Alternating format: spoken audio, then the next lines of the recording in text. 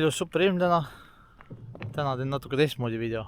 Tulin siia muidu Pärnu randa vaatama, kuidas see jääd on küllalt veel ja paistab, et autosid on täis see parkla seal, et enamus kalamehi on nüüd siis läinud jää peale siin meres.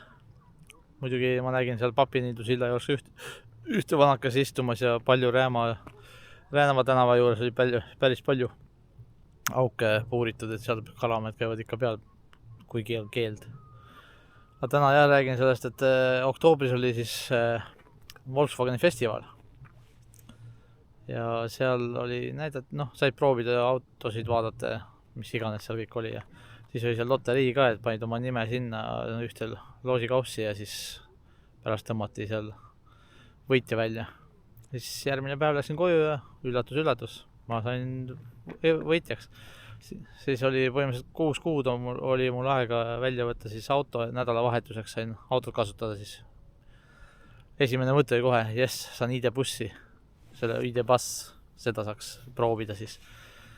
Ja siis läksin sinna, vaatasin seda, siis jube suur ja kohmakas ja mõtlesin, et sellega ma küll ei viitsi kuskile.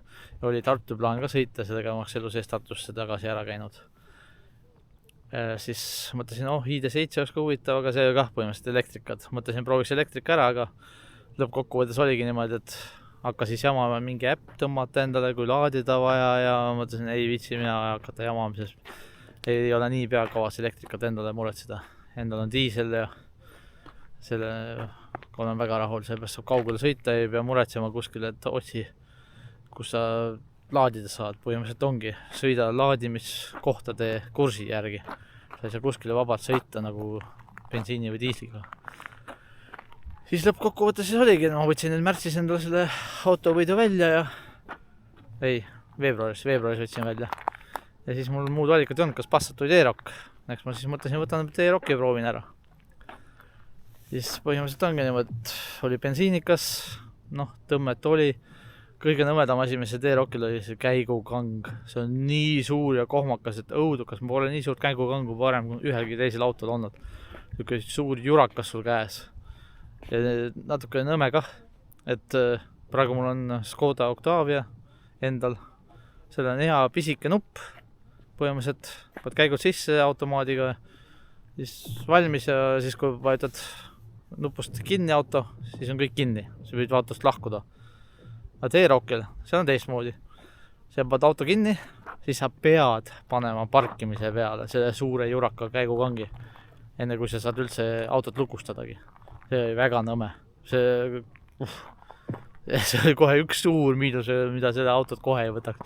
Siis oli ikka hüppas see auto ikka päris palju, kui oli auguline tee ja ikka tundsid need kõlks enda tagumiku all ka neid kolkse, kui olid kuskil mõned siuksed kehvemad teejupi, näiteks seal see Viljandi ümbersõit, kui ma Tartusse käisin.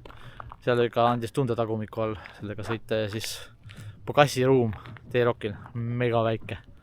Sinna ei mahu mitte sittagi. Üks hott mahub ära ja ongi täis. No ikka väga, väga kehva. See ongi põhimõtteliselt, kui sa oled üksi, siis sa võid seda autot võtta endale.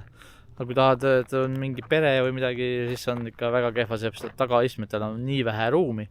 Ja mul oli 2 last ka ja siis ma panin laste toolid sinna taha. Ja siis ma pidin ikka selle kõrvalistme tooli päris ette lükkama enda tooli ka ikka päris sinna rooli lähedale, et lastel oleks jalgade ruumi seal oma toolides istumises. Et ma ei tea, see, kes tahab endale T-Rocki mulle, seda võib teha, seda, aga mina seda ei soovitaks. Elektrikaid ei soovitaks kindlasti praegu võtta, sellepärast, et need on nii mõttetud. Mõtle, kui palju vabadust sulle ära kaob. Ütleme, kui sul on oma kodu, siis sa saad tõesti kodus laadida seda ja kuskile kaugele ei sõida. Kui sa saad kuskile kaugele sõita, siis sa pead hakkama vaatama, mis marsruudi järgi pead võtma, et sõita, et sul välja tuleks oma elektriga, siis ongi niimoodi, et see, mis ta ütleb, et saad sõita, sest tegelikult on suur kadu seal mingi 37% või palju see elektrikadu on tavaliselt või mis seal öeldi. Et jah, see oli minu T-Rocki nagu tõmmet oli auto, muidu see minek oli parem kui mul sellest Škodal, aga see on bensiinikas ka, bensiinikas on tavaliselt parem tõmme kui diislitel. No ja see oli kehva kogemus minul selle T-Rockiga igatahes.